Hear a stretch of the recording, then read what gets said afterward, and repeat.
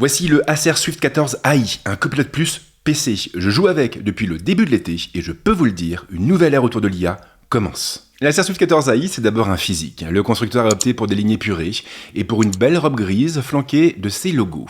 L'ensemble inspire confiance, les finitions sont soignées et toutes les pièces sont très bien ajustées. Il n'y a cependant pas que les finitions qui surprennent.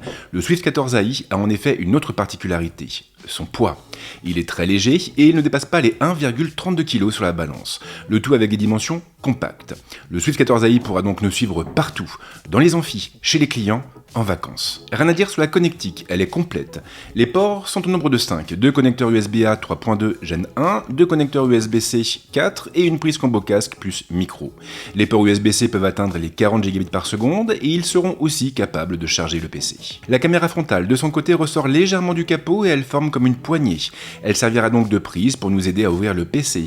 Et grâce à l'espace gagné, Acer a été en mesure d'intégrer une caméra infrarouge capable de filmer en 1440p et munie d'un capteur de proximité. Cette caméra ne s'en tiendra d'ailleurs pas uniquement au visio. Elle permettra aussi au Swift 14 AI de bénéficier de la reconnaissance faciale, et si vous préférez vous identifier avec vos empreintes, ce sera tout à fait possible. Le bouton de mise sous tension dissimule un lecteur dédié. Acer a donc mis le paquet sur la biométrie. Le pavé tactile est à la fois grand et confortable, mais il abrite surtout un logo lumineux. Il s'éclairera lorsque le PC sera mis sous tension, mais également quand nous ferons appel aux fonctions de Copilote Plus, une coquetterie qui donne encore plus de charme à l'ordinateur. Peu de choses à dire sur le clavier, les touches sont grandes et suffisamment espacées pour rendre la frappe confortable. La course est assez courte et les doigts trouvent rapidement leur repère. Le clavier est donc très bon, et il est d'autant plus qu'il abrite une toute nouvelle touche, une touche réservée au Copilote Plus PC. Une touche qui permet d'accéder en un instant à toutes les fonctions de Copilote Plus, et donc aux fonctions IA intégrées au Swift 14 AI. Copilote Plus est un agent conversationnel développé par Microsoft. Vous utiliserez donc des prompts pour interagir avec lui. Il sera capable de répondre à vos questions, mais il pourra aussi écrire des courriers à votre place, traduire du texte ou même générer des images. S'ajoute à la liste un système de plugins très pratique pour ajouter des fonctions à l'agent, comme la recherche de vol, des recommandations de restaurants, la création de musique ou même la recherche en ligne. Mais un Copilote Plus PC ne s'en tient pas à ces fonctions. L'IA fait intrinsèquement partie du système d'exploitation. Elle est partout pour nous aider à travailler, à nous divertir, à apprendre et à créer. Co-créateur est clairement ma fonction préférée. Grâce à elle, vous allez en effet pouvoir générer une image en la dessinant. Vous pourrez même régler le niveau de créativité de l'IA ou encore le style de l'image. Le résultat sera généré en temps réel et vous pourrez l'intégrer très facilement à votre dessin pour l'enregistrer. Les résultats sont vraiment fun et il y a plein de cas d'usage possibles. Je pense par exemple aux étudiants qui voudront illustrer leurs exposés ou même aux associations qui ont besoin de visuels pour agrémenter leurs affiches et qui n'ont pas les moyens d'acheter les droits des images disponibles sur internet ou de recourir au service d'un illustrateur. J'aime aussi beaucoup la nouvelle version de Microsoft Photo. Elle permet de générer des images avec des prompts, mais pas seulement. Grâce aux fonctions IA embarquées à bord du Swift 14 AI, il sera possible de modifier ses propres photos en changeant leur style ou en incrustant le fond de notre choix. Des fonctions qui vont donc rendre la retouche photo beaucoup plus accessible. Effet Windows Studio m'a aussi pas mal bluffé. Grâce à ces outils, on pourra corriger notre exposition ou même flouter notre arrière-plan durant nos visios ou quand on se filme. Tout ça en quelques clics et sans rien installer. Il sera même possible de piocher dans des filtres pour changer nos traits en temps réel ou d'activer une fonction de cadrage automatique. Et ça fonctionne hyper bien. Et puis j'aime aussi beaucoup sous-titres en direct. Grâce à l'IA, le Swift 14 AI est capable d'afficher à la volée des sous-titres pour tous les flux audio en cours de lecture. Cela vaut bien entendu pour les vidéos jouées en local, mais aussi pour les vidéos diffusées sur les plateformes de streaming, les appels ou même les visioconférences. D'ailleurs, si vous parlez la langue de Shakespeare, vous pourrez même les traduire en temps réel en anglais. Et puis il y a plein d'autres outils qui se voient moins, mais qui participent grandement à améliorer l'expérience utilisateur. Je pense notamment à AcerSense qui permet de retrouver à un seul et même endroit toutes les options de configuration importantes pour l'ordinateur. Mais le Swift 14 AI a aussi des atouts à faire valoir sur le plan technique. L'écran atteint les 14,5 pouces et il s'appuie sur une dalle IPS capable de monter à une définition de 2560 par 1600. S'ajoute à la liste un taux de rafraîchissement de 120 Hz.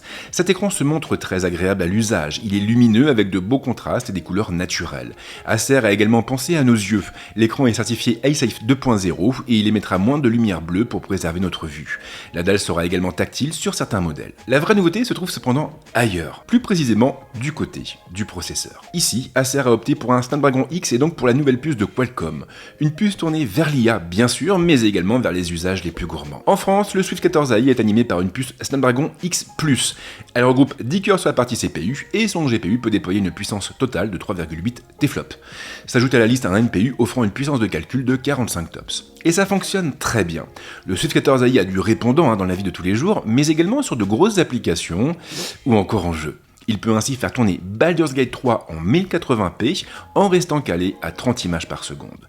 Même chose pour Dota 2. Attention en revanche car toutes les applications et tous les jeux ne sont pas encore disponibles avec cette nouvelle architecture. La suite Office la prend en charge, bien sûr, de même pour les principaux outils de collaboration, ou même pour des applis créatives telles que Photoshop ou encore Premiere Pro.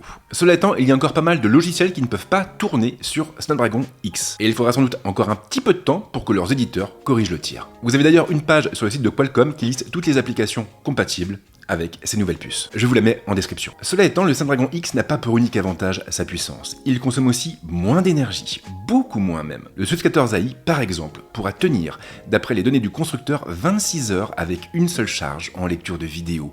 Et dans les faits, nous n'en sommes vraiment pas loin, comptez 17 heures avec des usages un peu mixtes, et entre 7 et 8 heures sur des applications gourmandes. Et pour moi, ça change vraiment la donne, car l'autonomie a toujours été le point faible des PC portables sous Windows. Toujours. Je suis donc content de voir que ça bouge enfin. Autre point qui mérite votre intérêt, le portable d'Acer est compatible avec le Wi-Fi 7.